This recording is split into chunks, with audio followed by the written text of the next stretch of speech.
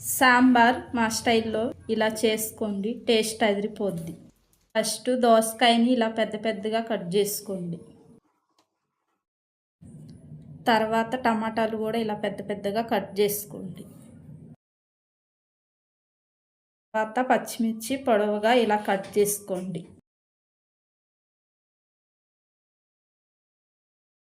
తర్వాత ఉల్లిపాయ ఇలా పెద్ద పెద్దగా కట్ చేసుకోండి. వేయించిన పప్పులో తగినన్ని వాటర్ వేసుకోండి. కొంచెం చిటికెడంతా పసుపు వేసుకోండి. కొంచెం ఆయిల్ కూడా వేసుకోండి. బాగా ఉడికించుకోండి మూత పెట్టి. ఒక 4 విజిల్స్ వచ్చేంత వరకు ఉడికించుకోండి.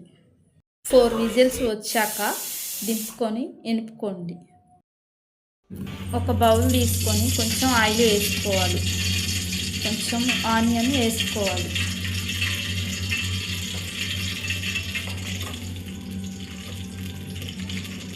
తర్వాత పచ్చిమిర్చి కూడా వేసుకోవాలి. కొంచెం వేగిన తర్వాత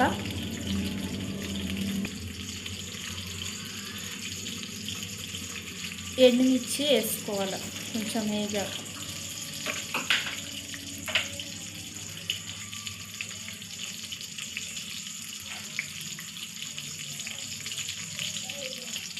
బాగా వేగిన తర్వాత ఇందాక కట్ చేసి పెట్టుకున్న దోసకాయలు ఉన్నాయి కదా, టమాటా ముక్కలు, అవి వేసుకొని బాగా తిప్పుకోండి.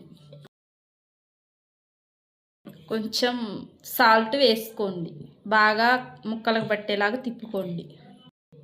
మనకు రుచికి సరిపడంత కారం వేసుకోండి. బాగా కలదిప్పుకోండి. ముక్కలకు పట్టేంత వరకు తిప్పుకోండి. ఇవి మగ్గేంత వరకు మూత పెట్టుకోండి. ముందు మనం వేయించి పెట్టుకున్న దోసకాయ ముక్కలు, టమాటా ముక్కలు ఉన్నాయి కదా, వాటిలో చింతపండు రసం ఉంది కదా, అది వేసుకోండి.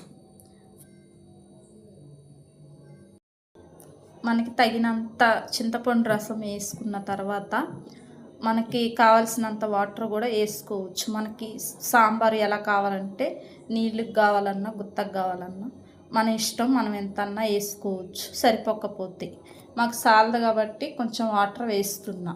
చింతపండు రసం పోసుకున్నాం కదా, అది తెరలో లోపల మనం ఆమ్లెట్ అయితే రెడీ చేసుకుందాం. చింతపండు రసం ఇలా తెరిలాక ఇంతకుముందు మనం ఎనుపుకున్న పప్పు ఉంది కదా, అది తీసుకొచ్చి దీంట్లో వేసేయాలి. ఇలా వేసాక బాగా కలతిప్పుకోండి. రుచికి సరిపడంత ఉప్పు వేసుకోండి. మనకి రుచికి సరిపడా సాంబార్ పొడి వేసుకోండి. ఎవరికి ఇష్టం ఉన్నట్టు వాళ్ళు వేసుకోవచ్చు. నేనైతే డైలీ వేస్తా కాబట్టి చెప్తున్నాను మీకు. బాగా వేగిన తర్వాత కొంచెం కరివేపాకు వేసుకోవాలి. కొంచెం కొత్తిమీర వేసుకోండి. బాగా తిప్పుకోండి. ఒక 2 నిమిషాలు తెరిలే వరకు మూత పెట్టుకోండి. పప్పు కొంచెం తెరిలేలోపు మనం ఆమ్లెట్ అయితే వేసుకుందాం రండి.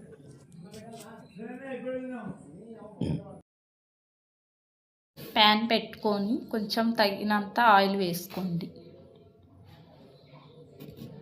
ఇందాక కలిపెట్టుకున్న గుడ్డు ఉంది కదా, అదైతే కొంచెం వేసుకోండి.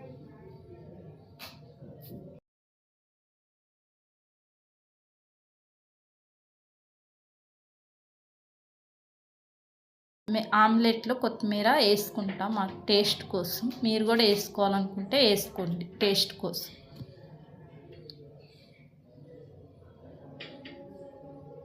సాంబార్లు ఇలా తెరిలిన తర్వాత ఆపేసుకోవటం. ఇంకా దింపేసుకున్న తర్వాత కొంచెం టేస్ట్ చూసుకోండి. సాల్ట్ ఏమన్నా తక్కువైతే వేసుకోండి. టేస్ట్ బాగుంటే ఇంకా దింపేసుకోండి. ఆమ్లెట్ అయితే రెడీ అయిపోయింది. ప్లేట్లోకి వేసుకోండి. ఉడికింది కదా, మా ఆయనకైతే అన్నం వేసుకెళ్తున్నా. టేస్ట్ ఎలా ఉందో చూసి చెప్తాడు, మీరే చూడండి.